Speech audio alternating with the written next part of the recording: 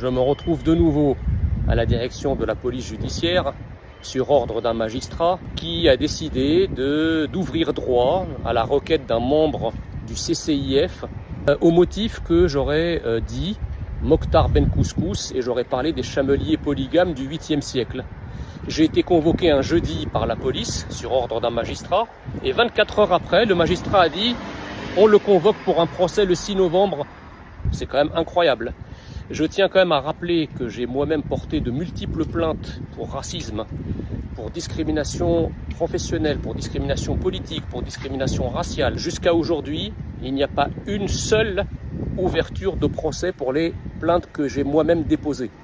Alors que lorsque des ennemis de la France portent plainte contre moi, eh bien la magistrature est toujours extrêmement réactive pour me traîner devant les tribunaux. Je vais vous dire quelque chose, je ne vais pas me la fermer. Je tiens à préciser que Rima Hassan fait partie de ces millions d'étrangers qu'on a naturalisés français et qui sont restés étrangers. Rima Hassan a été naturalisée française par le président Sarkozy, sous le gouvernement de Nicolas Sarkozy. Sur quels critères cette personne a-t-elle été naturalisée ?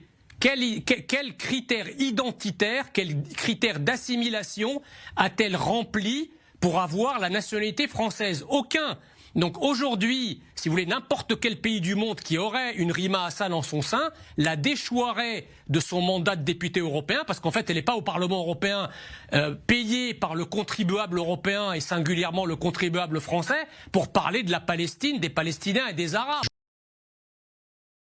C'est l'incompréhension totale. Alors j'entends depuis hier des gens nous expliquer que sur le strict plan du droit, il n'y a aucun problème parce que la personne n'a pas de casier judiciaire, elle s'est rendue, elle a reconnu les faits, etc. Excusez-moi, on a quand même d'autres affaires en tête où c'était encore plus évident et où pourtant les mises en cause sont passées directement de la garde à vue à la prison.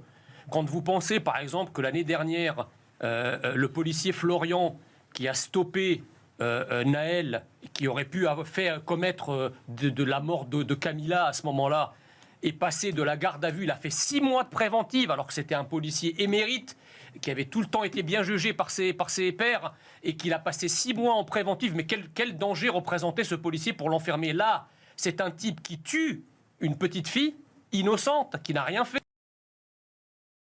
Quand la police interpelle violemment un refus d'obtempérer et qu'il y a un drame parce que la personne a refusé d'obtempérer, haro sur la police, on embastille le flic et on lui fait voir de toutes les couleurs. Et si jamais la police ne poursuit pas et qu'il y a un innocent qui meurt, on met encore la responsabilité sur la police en disant pourquoi la police ne l'a-t-elle pas arrêté? Donc vous voyez, la police est dans une nasse.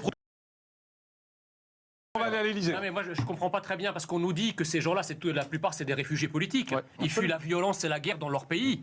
Pourquoi ils amènent la violence et la guerre ici alors? Ah mais je suis d'accord avec vous, il faut condamner ça avec fermeté. Ça on peut qu'être d'accord. On a accueilli des millions d'Ukrainiens, vous avez déjà vu des scènes comme ça d'Ukrainiens?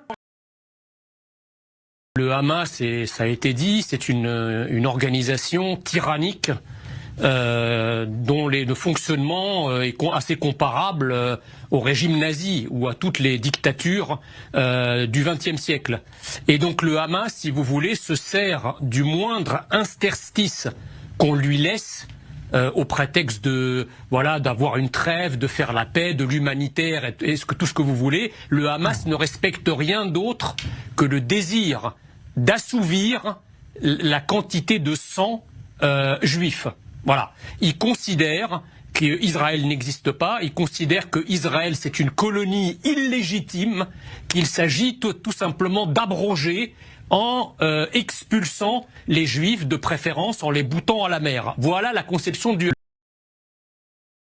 Donc à chaque fois que vous avez des gens en Israël qui demandent à négocier, qui demandent une trêve, qui demandent de l'humanitaire, ces gens-là ne demandent rien d'autre en réalité que de laisser respirer le Hamas pour qu'il puisse plus ou moins se reconstituer en fonction de ce qui est lâché par Israël.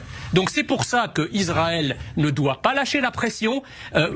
Israël combat une entité terroriste qui ne recule devant rien, qui n'a aucune pitié, qui est capable de faire croire à la communauté internationale qu'ils sont dans une perspective de négociation pendant qu'ils exécutent froidement des otages désarmés, des otages faméliques qui souffrent depuis plusieurs mois. Voilà le